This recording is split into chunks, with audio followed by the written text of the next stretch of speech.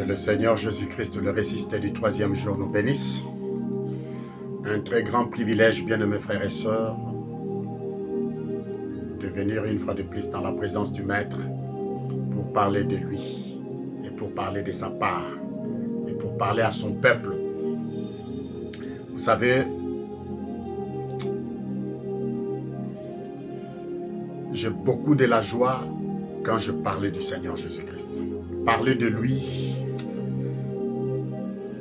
même si aujourd'hui on peut me donner des milliards, des trilliards de dollars américains, ne pourra jamais remplacer l'amour que j'ai pour le Seigneur. Voilà pourquoi je suis tellement reconnaissant au Maître, les ressuscités du troisième jour, le Boaz, le mari de Ruth, alléluia, notre Maître, le chef de la rédemption, le Seigneur Jésus-Christ, le Fils de notre Yahvé, le Fils d'Élohim, le Fils d'Adonai d'Israël. Son nom est puissant, son nom est invaincu, son nom est invincible. Dans ce nom de Jésus-Christ de Nazareth, tout genou fléchit. Dans ce nom de Jésus-Christ de Nazareth, toute doctrine cède de passage. Alléluia. Et là, nous sommes en train de déboulonner avec force et énergie jusqu'à ce que le dernier roi de Dieu sortira de ses narines. C'est alors que je laisserai tranquille toutes les fausses doctrines. Mais étant donné que le Maître me donnera toujours le souffle de vie, la bonne santé, je parlerai de lui et de lui seul. Et nous allons déboulonner toutes les fausses doctrines avec la dernière énergie. Alléluia. Que le ressuscité du troisième jour vous bénisse encore. Bien-aimés frères et sœurs, il est plus tard que nous le pensons. Bientôt, très bientôt, nous allons quitter la terre. Il y a un ciel à gagner, un enfer à éviter. Et ce n'est pas un slogan. L'on dit toujours, l'on pose cette question: où passeras-tu ton éternité? Veux-tu passer ton éternité dans les flammes de l'enfer, ou bien veux-tu passer ton éternité dans la félicité céleste? Alors, ce soir, cet après-midi, cela dépendra de l'heure à laquelle la vidéo va vous trouver. Premièrement, je vous dis shalom. Je vous dis que Dieu vous bénisse. Je vous dis que je vous aime. Je vous aime d'un amour incommensurable, d'un amour... je me suis dit, comme je disais à mes bien-aimés frères et sœurs, le reste de ma vie, je les consacre pour l'œuvre de Dieu. L'énergie que le Seigneur me donne, je veux que cette énergie se renouvelle chaque jour, afin que je puisse tenir encore cette Bible et parler de lui et de lui seul. Parce que quand je pense à mes 33 années que j'ai pu passer comme ça dans les fausses doctrines, sous les jougs d'un gourou, frère, avec une sainte colère, je parle de ces choses. Prions le Seigneur. Père éternel, Dieu Tout-Puissant, le Yahvé d'Israël, l'auteur du souffle de vie, je viens encore une fois de plus te remercier, Père, te dire combien tu es grand. Toi qui nous as donné le lever du soleil, tu nous as donné aussi les couchants du soleil, Père, que ton nom soit béni. Beaucoup sont sortis comme nous, ils ne sont plus rentrés à la maison, ils ont connu beaucoup d'accidents. Ils ont connu beaucoup de choses, mais toi, tu nous as gardés, tu nous as préservés, Père. Pourquoi ne pas te dire merci? Quand je pense à mon frère qui était sorti pour aller travailler, à ma soeur qui était sortie pour aller travailler, ils sont tous de retour à la maison. Je te dis merci, Seigneur. Quand je pense à ma soeur qui était malade, toi, tu l'as guérie. Quand je pense à mon frère qui était dans des situations désespérées, tu l'as réconforté. Que ton nom soit béni, Père. Il est plus tard que nous les pensons. Il y a des maladies, il y a des problèmes, il y a des soucis, Père. Nous ne regardons pas à cela, nous regardons à toi et à toi seul. Voilà pourquoi, Seigneur Jésus-Christ, Père éternel, je viens te dire merci, mon Dieu, mon roi. Merci pour tout ce que tu nous sais faire pour nous. Que ton nom soit béni, que ton nom soit exalté à jamais. Père, nous voulons, ô Dieu bien-aimé, ouvrir notre bouche pour parler de toi et de toi seul. Guide-nous, laisse que ta parole qui sortira puisse donner la vie, non pas la mort, parce que l'interprétation humaine donne toujours la mort. Mais quand toi tu viens nous parler au travers de ces écritures, tu nous donnes la vie, Père. Le pénétrant que nous voulons parler, Seigneur, lorsque le roi Akadesh, les Saint-Esprit de Dieu, puisse prendre les quelques paroles qui sortiront de ma bouche pour pouvoir transmettre la vie à ton peuple et que les écailles puissent tomber, que nous puissions saisir la vision céleste, Père. Bénis-nous, que les Saint-Esprit se déverse parmi nous, que ceux qui sont malades soient guéris au nom puissant du Seigneur Jésus-Christ. Ceux qui ont de multiples problèmes reçoivent la solution, Père. Merci, Seigneur. Oh Dieu, merci, mon Dieu, mon roi. Bénis la lecture de ta parole, guide tout en chacun de nous, pour ta seule gloire, dans le bon nom du Seigneur Jésus-Christ. Amen. Merci, Seigneur Jésus. Nous bénissons les noms du Seigneur, les noms bénis, les noms tout-puissants, les noms incomparables. Dans ces noms, nous avons la pleine rédemption. Dans le nom de Jésus-Christ, le nom du Fils de Dieu bien-nommé. La Bible dit dans Jean chapitre 3, verset 16, « Dieu a tant aimé le monde qu'il a donné son Fils unique, afin que quiconque croit en lui ne périsse pas, mais qu'il ait la vie éternelle. » Frères, sœurs, je viens encore vous dire ce soir, cet après-midi, le fait que vous croyez en Jésus-Christ étant que le Fils de Dieu, vous avez les salis, vous avez la vie éternelle. C'est ça le protocole de la vie. Alléluia. Pour avoir la vie éternelle, il n'y a aucune écriture qui te dit qu'il faut que tu croies Jésus-Christ comme Dieu lui-même. Non. L'écriture, le protocole dit dans Jean 3, 16, Jean 17, 3. Alléluia. La Bible dit, Dieu a tant aimé le monde qu'il a donné son Fils unique. L'acte d'amour, l'action de Dieu. Il envoie son Fils sur la terre, afin que vous et moi, nous croyons en lui, que nous ayons la vie et la vie éternelle. Ce n'est pas n'importe quelle vie. Et dans Jean 17, verset 3, il dit, le Fils lui-même dit, c'est ici la vie éternelle, c'est ce qu'ils te connaissent, toi le seul vrai Dieu, toi le seul vrai Elohim, toi le seul Yahvé, et celui que tu as envoyé, Jésus-Christ. C'est ça la vie éternelle. Si vous croyez autrement, vous n'avez pas la vie éternelle. Si vous croyez autrement, vous n'avez pas le baptême du Saint-Esprit. Si vous croyez autrement, vous n'êtes pas candidat du ciel. Alléluia. C'est cela, frère. J'aimerais parler de quelque chose ce matin, cet après-midi. Mais avant tout, j'aimerais vous dire comment le Seigneur m'a conduit hier. Nous sommes mardi, hier la nuit. Je suis allé m'endormir tôt. Je me suis réveillé vers 2 h du matin. C'est à ce moment que je me suis mis à méditer. Et quand j'écoutais certaines choses, l'Esprit m'a amené à mettre un documentaire sur l'assassinat qui s'est passé le 18 novembre 1978 à Johnstone.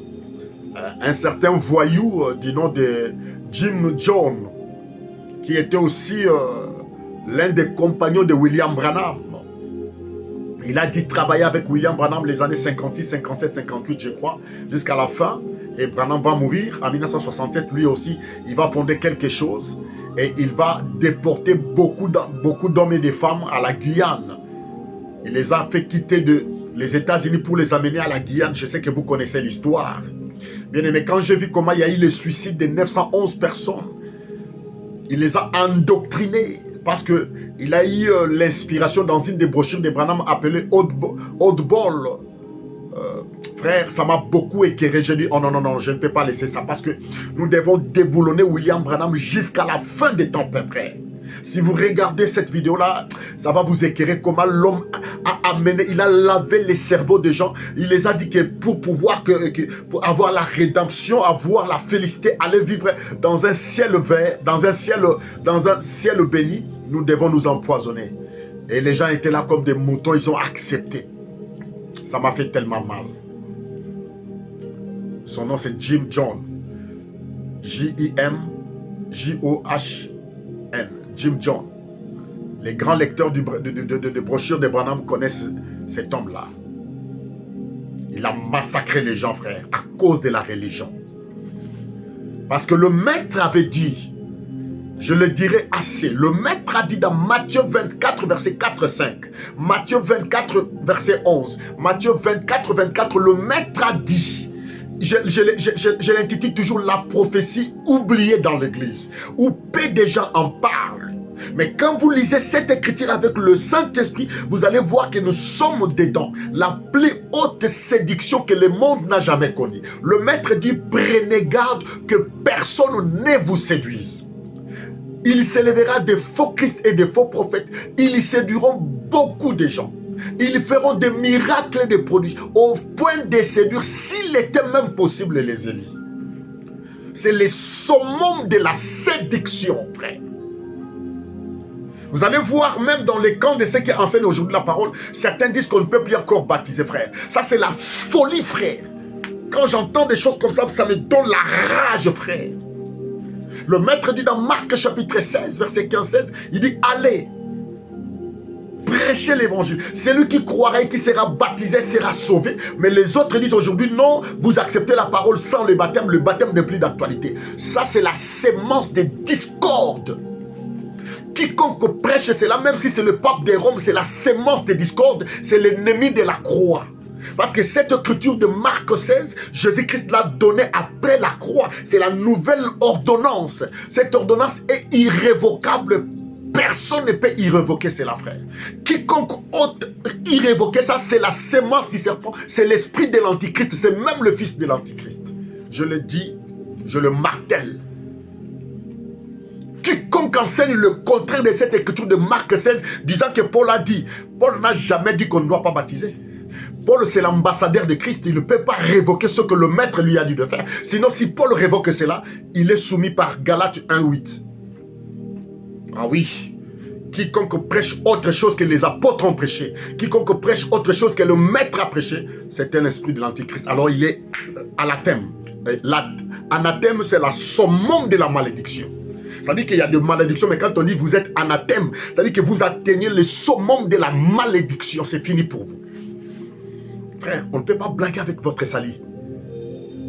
Ici, on ne fait pas de jeux, on ne fait pas de blagues. Il s'agit de notre salut. Il s'agit de notre destinée parce que nous sommes un peuple prédestiné pour la gloire. Mais les diables, avec ces démons déguisés ministres de l'évangile, ils viennent commencer à vouloir déranger la rédemption comme leur papa avait dérangé la rédemption dans Genèse chapitre 3, verset 16.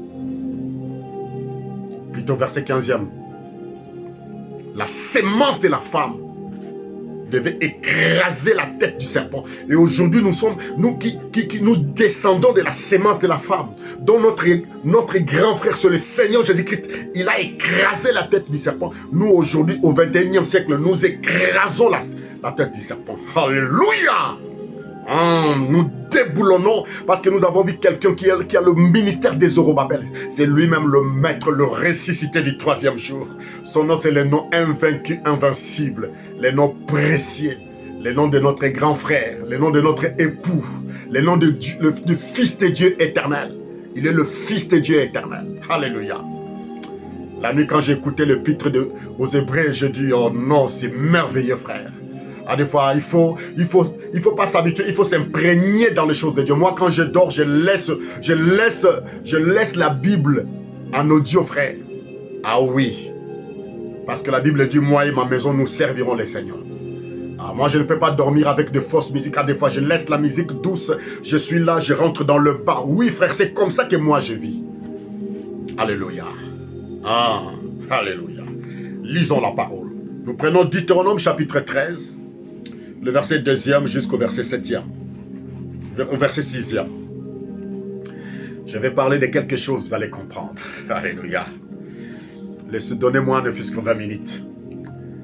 S'il s'élève en ton sein un prophète ou un faiseur de rêves qui t'annonce un signe ou un prodige, et qu'il arrive les signes ou les prodiges dont il t'a parlé, en disant, suivant d'autres dieux, des dieux que vous ne connaissez pas, et servons-le.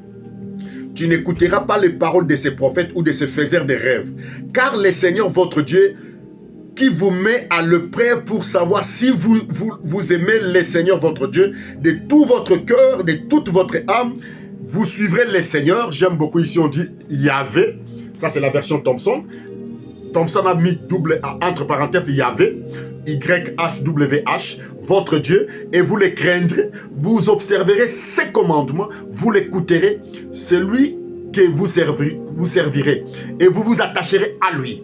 Ces prophètes ou ces faiseurs de rêves sera mis à mort, car il a appelé à la subversion contre le Seigneur, votre Dieu, qui vous fait sortir du pays, sortir d'Égypte et qui te libère de la maison des esclaves.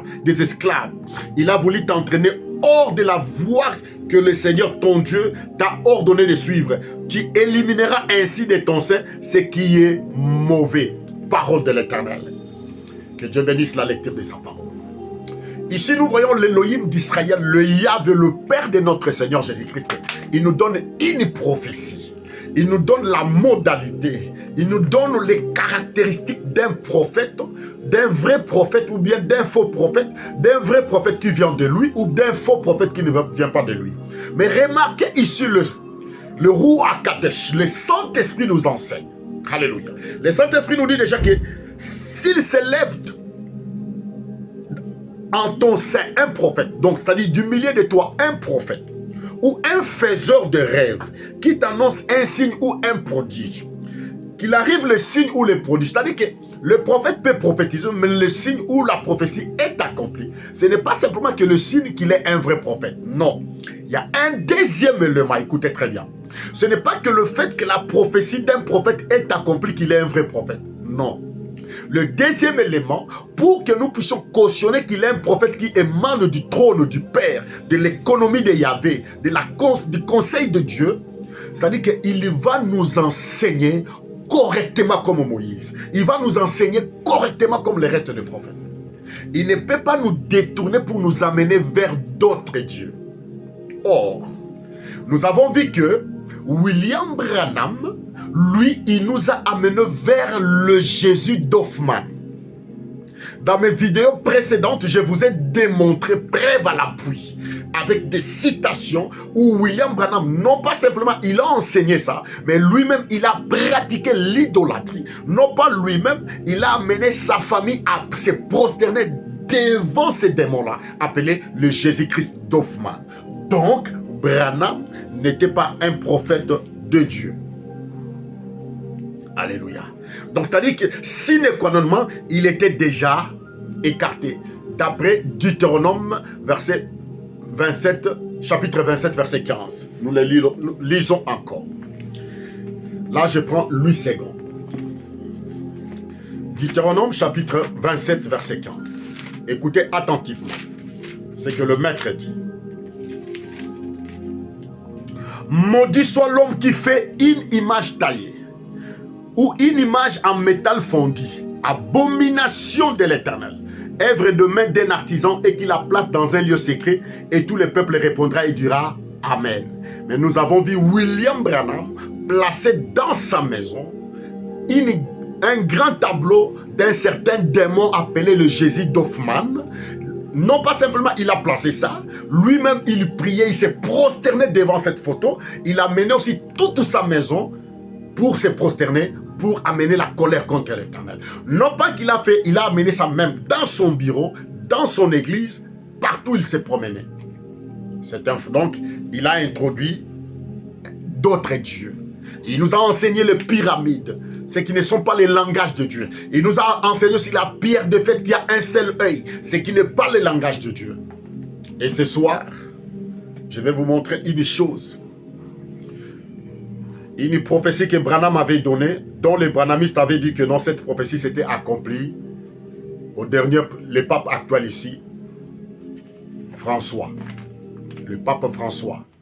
Parce que les branhamistes, ils ont dit que non.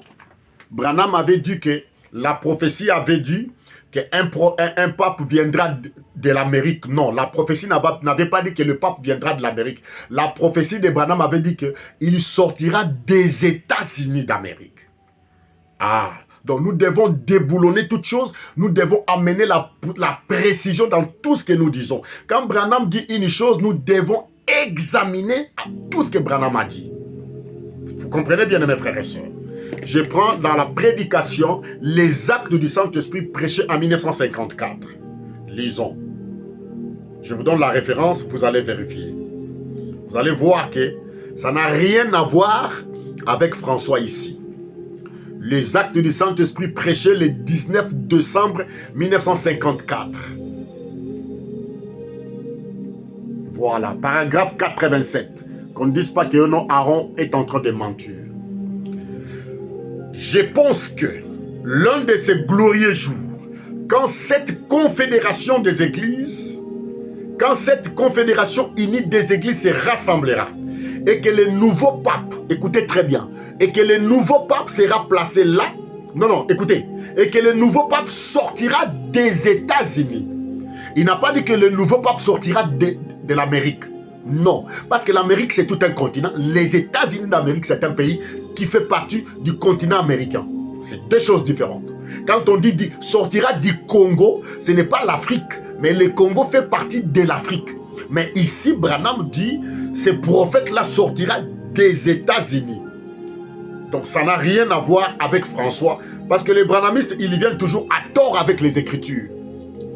Et vous allez voir que cet homme ici va mourir. Mais la confédération des églises est déjà là.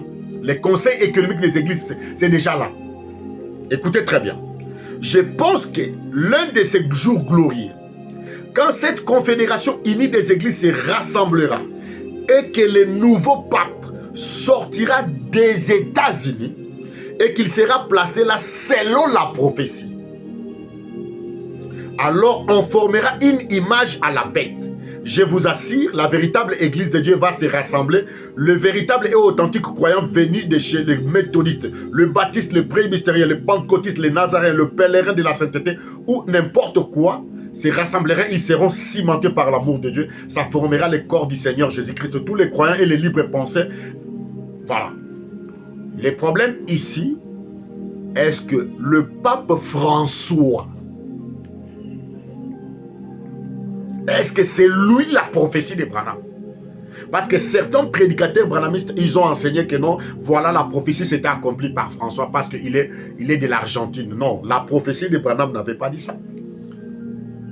Branham était précis dans sa prophétie. Il dit, il sortira des États-Unis.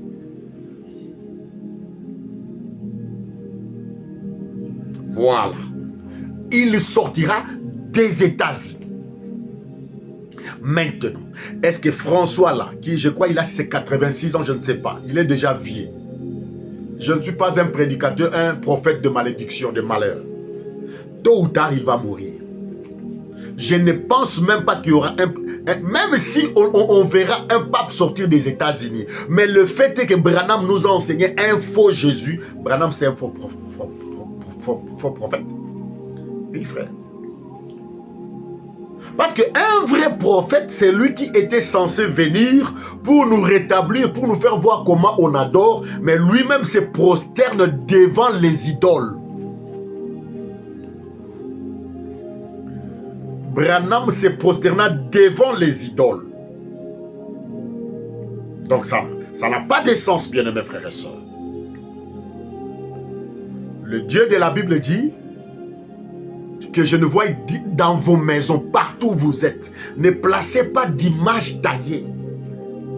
Quand vous placez les images taillées, vous êtes des catholiques, vous êtes des bouddhistes, vous êtes comme le kimbanguiste, vous êtes comme des musulmans qui ont des chapelets. Nous, notre adoration, c'est en esprit et en vérité. Quand je prie Jésus-Christ, je ne me représente pas Jésus-Christ d'après le fils de Marie, d'après quoi que ce soit. Je me représente Jésus-Christ étant que la parole et je l'adore.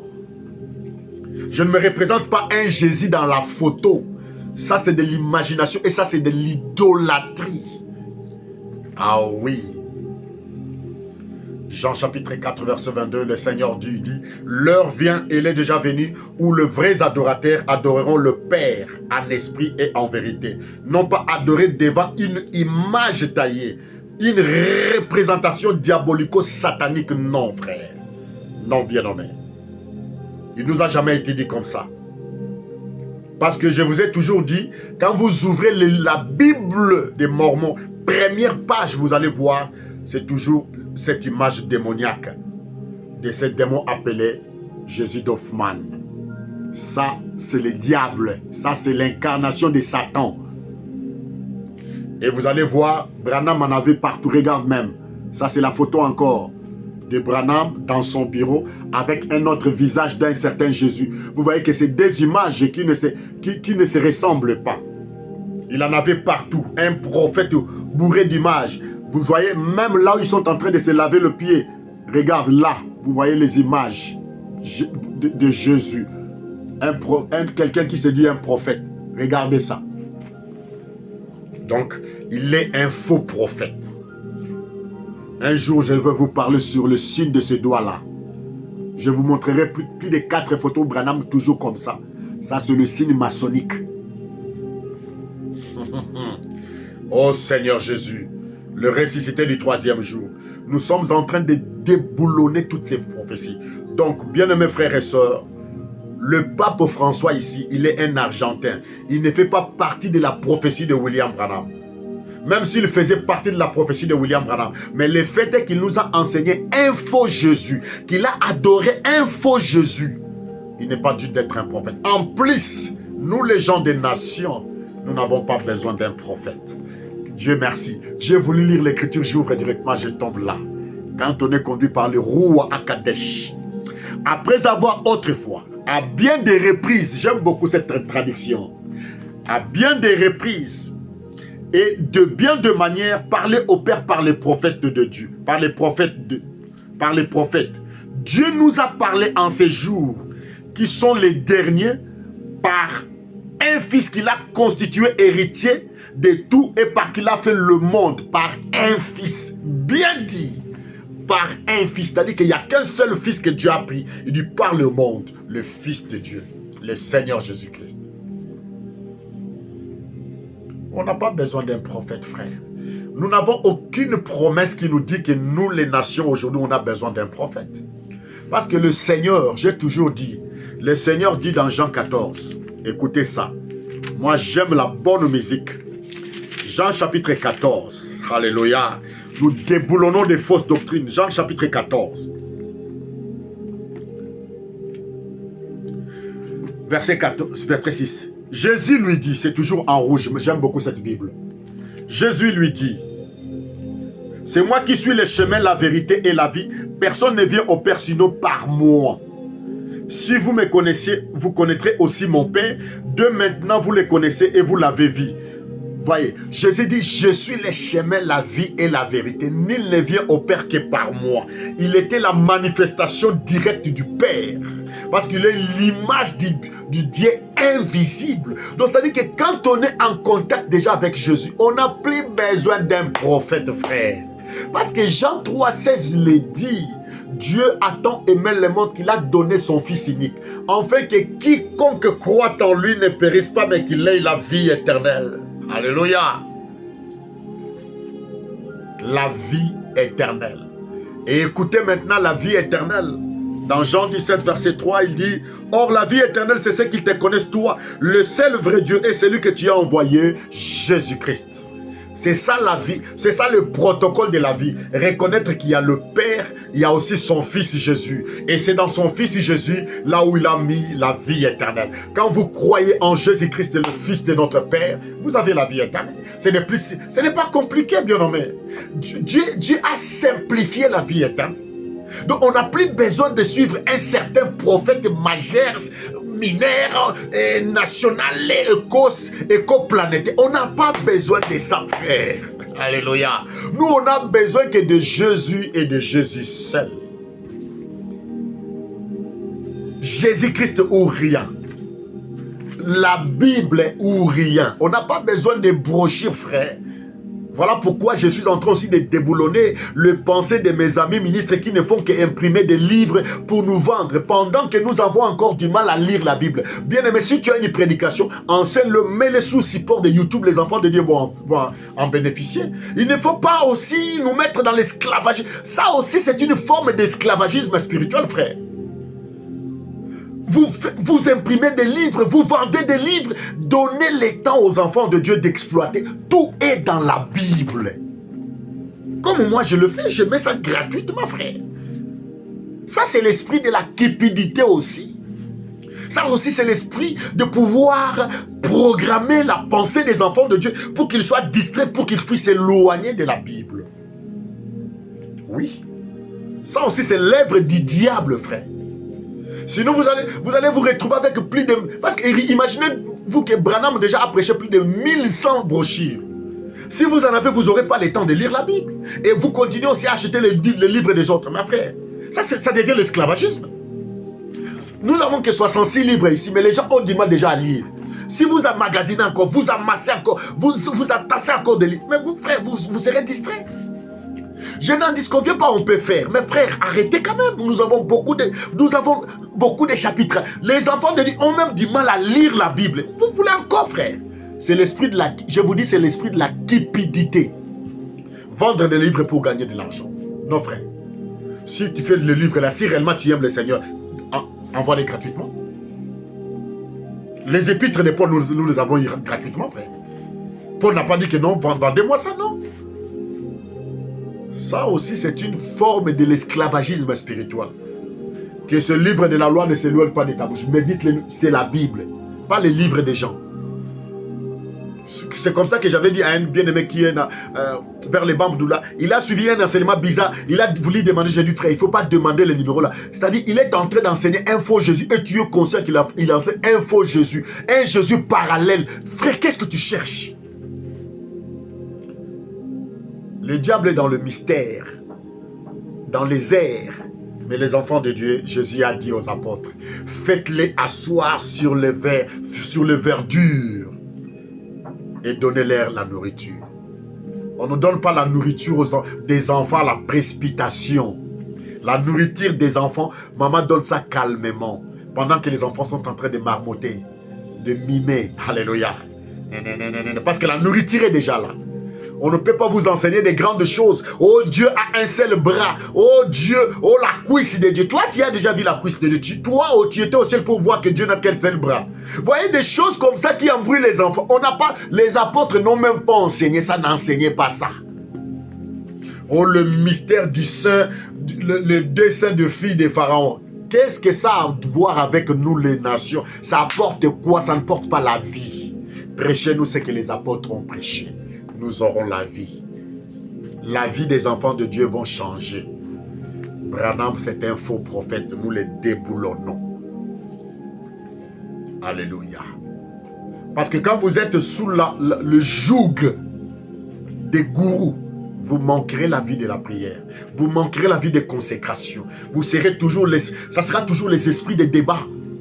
Comme quand j'ai déboulonné le problème du pape là, je vous ai montré par l'œil de roue à Kadesh que Branham n'a jamais été reçu au Vatican. Un frère l'a dit, le Vatican ça ne fait même pas 2 kilomètres. Donc on peut... frère, vous voyez, on vous demande, on vous a lancé un défi, donnez-nous ne fût-ce qu'une photo. Ça commence, il commence à m'envoyer, je ne lis même pas ça. Il envoie, j'efface. Il envoie, parce que frère, ça c'est parce que je connais les branhamistes. S'ils avaient la preuve, ils allaient brandir. J'ai lancé un défi de taille, je dis. Ça c'est silence radio. Amenez-moi une photo noir sur blanc comme ça que Branham était récit là-bas au Vatican. Oh frère, frère, je vais finir par là. Écoutez, vous savez, quand vous avez même le rendez-vous à l'ambassade, il y a tout un protocole. Quand vous arrivez, le vigile va vous demander, vous avez rendez-vous? Oui. Vous brandissez les rendez-vous. On vous laisse entrer. On vous fait asseoir à la salle d'attente. Et après, on va vous appeler. Mais c'est même au Vatican. Au Vatican, un grand leader religieux qui a reçu l'invitation. Et qu'il arrive là-bas sans sortir, sans photo. Et il m'a dit que non, la couronne, papa, l'était... Frère, moi je suis en Europe, en France. Tu veux dire des choses que tu ne maîtrises pas. La couronne, papa, là, n'est pas placée n'importe quel endroit. Non. Au Vatican, il y a des salles, il y a des couloirs et des couloirs. Si tu ne connais pas, demander le visa, tu vas voir. Tu auras la honte. Branham n'a jamais tout d'abord été au sein des Vaticans. Moi, je connais l'esprit de Branham, mais c'était Mathiville. Il voulait toujours, là où il est, qu'on sache. S'il était même, même dans la cour des Vatican, il allait se photographier. Je connais Branham. Il revenait de Bombay, vous avez vu des photos. Devant la tombe de Dewey, vous avez vu la photo. En Afrique du Sud, vous avez vu la photo. Mais je vous lance simplement un défi de taille. Donnez-moi une photo de William Branham au sein des Vaticans. Bon, vous dites qu'il n'a pas été reçu par les papes. Mais comment il n'était pas reçu? Mais il a vu le trône papal. Il dit, moi-même, je dis, c'est comme ma main devant mon visage. Il dit, j'étais là, je vis. Il allait se faire photographier. Il a vu ça où? Or, c'était Andreas Elwig en 1612. Branham, un grand menteur. Frère, un gourou, quand il vient avec le mensonge. Un gourou, quand il vient avec la paire. Avec des histoires montées de toutes pièces pour vous amener, à le craindre, lui. Oh, cet homme-là, il m'avait manqué du respect. Il est tombé, il est mort. Tout ça pour vous amener à avoir peur de lui. Mais une fois que vous êtes découragé, vous faites tomber toutes ces histoires-là, vous allez voir que derrière ça, il n'y a que des pipeaux. C'est du sable mouvant, il n'y a rien, frère. Je vous l'ai dit, frère, je l'ai dit avec véhémence. Branham, c'est un gourou, c'est un faux prophète. Ainsi dit la Bible. Il est un faux prophète. Branham a été annoncé dans la Bible, oui, dans Matthieu 24, 24. Voilà la prophétie qui annonce Branham. Voilà la prophétie qui a annoncé la venue de Branham. C'est Matthieu 24, 24. C'est là où je lis le nom de Branham. Le reste est là, pipeau. Alléluia. Que le ressuscité du troisième jour vous bénisse. Nous attendons simplement une seule photo. Branham était récit. Qu'il nous montre même la photo. Il était avec les protocoles du Vatican. Il n'y en a pas. Donc même ce pape ici, le pape François n'est pas celui-là qui sort de Vatican. Non, frère. C'est du mensonge. C'est du pipeau. Moi, je ne crois pas ça. Celui-ci, ce n'est pas le dernier pape dont Branham avait dit. Il est de l'Amérique, oui. L'Amérique du Sud. Amérique latine. De l'Argentine. Ce n'est pas lui. Lui aussi, c'est l'ami de Branham. C'est le grand frère de Branham. Oui. Les oiseaux de même plumage. Des grands menteurs. Oui. Si lui, il est faux, Branham aussi est faux. Comme Branham est faux, lui aussi, il est faux. Ah oui, je vous l'ai dit, frère. Ah oui, celui-là, c'est un faux. Les mêmes actes qu'il pose, ce sont les mêmes actes que Branham a posés. Branham nous a fait mentir beaucoup de choses. Ah, quand tu mens, maintenant, nous, on a compris que toi, tu es un menteur, on ne va pas te lâcher. Donc, ton message est faux. Tu nous as enseigné la pyramide, la pierre des fêtes, des histoires maçonniques, et ta tombe... Frère, je vais revenir encore sur la pyramide. La tombe de William Branham avait la forme du logo du franc-maçon de Oddfellow. Là, il y aura même des vidéos. Alléluia. Que le ressuscité du troisième jour soit vous bénisse. Shalom. Il y a à boire et à manger dans le branhamisme. Frère, remerciez le ciel, remerciez le Seigneur Jésus-Christ. Le fait est que vous êtes libre du branhamisme. Ce n'est pas facile, frère. Le branhamisme, c'est comme les enfants d'Israël, ils étaient dans l'Égypte. Pour sortir de là, il aurait fallu le bras de l'Éternel. Et quand on sort du branhamisme, il faut remercier le Seigneur. Pour moi-même, ce n'était pas facile, frère. Il lui fallait l'intervention divine. Et le maître m'a fait sortir du branhamisme pour que je devienne une lumière pour les autres, afin d'aider les autres. Vous aussi, vous êtes devenus la lumière là-bas au Cameroun, mes bien-aimés, mes jeunes frères là-bas. Toi là, mon bien-aimé du Gabon. Le jeune couple est là avec l'autre frère là du Gabon. Que Dieu vous bénisse, vous devenez la lumière pour les autres. Alléluia. Vous là, au Burkina Faso, vous êtes la lumière pour les autres. Alléluia. Aux États-Unis, ma sœur, et les enfants ainsi que les autres, vous devenez la lumière pour les autres. Alléluia. Toi de la Guyane, tu deviens la lumière pour les autres. Et ceux qui sont en France ici, nous sommes la lumière pour les... Sans oublier l'Angola, sans oublier RDC, où il y a toujours des sorties, les enfants de Dieu ne font que sortir. Et encore le Congo-Brazzaville. Maintenant, nous ne surveillons plus le fleuve, mais nous surveillons le message de Branham. Voilà. Ne surveillons plus le fleuve, mais surveillons le message de Branham avec les lunettes du Saint-Esprit. Nous surveillons, nous regardons, nous prenons Branham. Et que dit la Bible? Surveillons maintenant le message. Ce n'est plus le temps de surveiller le fleuve. Maintenant, c'est le temps de surveiller. De veiller sur le message là. C'est un message faux, rempli que de faux et de fausseté. Ainsi dit la Bible. Au reste, que le ressuscité du troisième jour vous bénisse. Aimez les seigneurs, vivez pour les seigneurs. Bientôt, ça sera un enlèvement, frère, bien-aimé. Le monde touche à sa fin. Nous voyons des grandes prophéties qui s'accomplissent. Regardez la déchéance de la femme. Les enfants de Dieu n'ont pas une fête de la femme. Nous ne sommes pas sous l'entité du mois de mars. Oh non, le mois de mars, c'est le mois de la femme. Une chrétienne ne fête pas ça. Parce que le chrétien, nous n'avons que 7 fêtes de l'Éternel. Lévitique chapitre 23 et Lévitique 25. Nous n'avons que 7 fêtes. Les autres des fêtes, ce sont des fêtes païennes. Toi, une fille de Dieu, tu ne peux même pas demander. Ces jours-là, tu ne peux même pas acheter un nouveau pagne pour mettre. Si tu le mets, tu es sous l'adoration de Babylone. Ce sont des fêtes païennes. Nous nous fêtons chaque jour en Christ. Notre fête, c'est la parole de Dieu. Quand nous mangeons comme ça, nous sommes dans la fête. Alléluia. Ah oui, ça c'est les deux Babylone. Ça c'est la puissance de la Babylone. Alléluia. Que Dieu vous bénisse. Shalom. Père éternel, bénis-nous parce que nous venons de parler de toi et de toi seul. Tu sais combien ça fait du bien quand je parle de toi. Je ne parle pas de la politique parce que la politique est en train de sombrer. Je ne regarde pas l'économie mondiale, il est en train de vaciller. Les religions vacillent, les églises sont en train de vaciller. Il n'y a qu'une seule chose qui reste immuable et éternelle, ce n'est que ta parole, Père. Parce que tu as dit dans le livre des psaumes, tu as pris ta parole, tu l'as mis au-dessus de tous nos pères. Et dans cette parole, nous avons la vie éternelle. Et cette vie éternelle a été l'expression de ton Fils Jésus-Christ. Voilà pourquoi quand nous croyons à ton Fils Jésus-Christ, nous avons la pleine rédemption. Pardonne nos péchés, nos iniquités. Donne-nous la force d'éveiller sur nos âmes et de t'aimer toi et toi seul, Père, et de t'adorer, Seigneur. Merci. Ceux qui sont malades, guéris-les. Ceux qui ont de multiples problèmes, donne la solution à tout problème, Seigneur Jésus. Tu as dit, tout ce que vous demanderez au Père à mon nom, croyez que vous l'avez reçu et vous le verrez s'accomplir. Merci. Que les jougs de l'ennemi, que tout ce qui est de la sorcellerie du monde et d'envoûtement soit nul et sans effet au nom de Jésus-Christ de Nazareth. Parce que tu as dit dans ta parole, si le Fils vous a franchi, vous serez réellement libre. Laisse que nous soyons libres, Père de gloire, par la puissance du Saint-Esprit. Alléluia. Merci, bénis-nous, Père de gloire. Délivre-nous, Père de gloire. Accorde-nous ton véritable baptême du Saint-Esprit dans l'âme. Merci, Seigneur.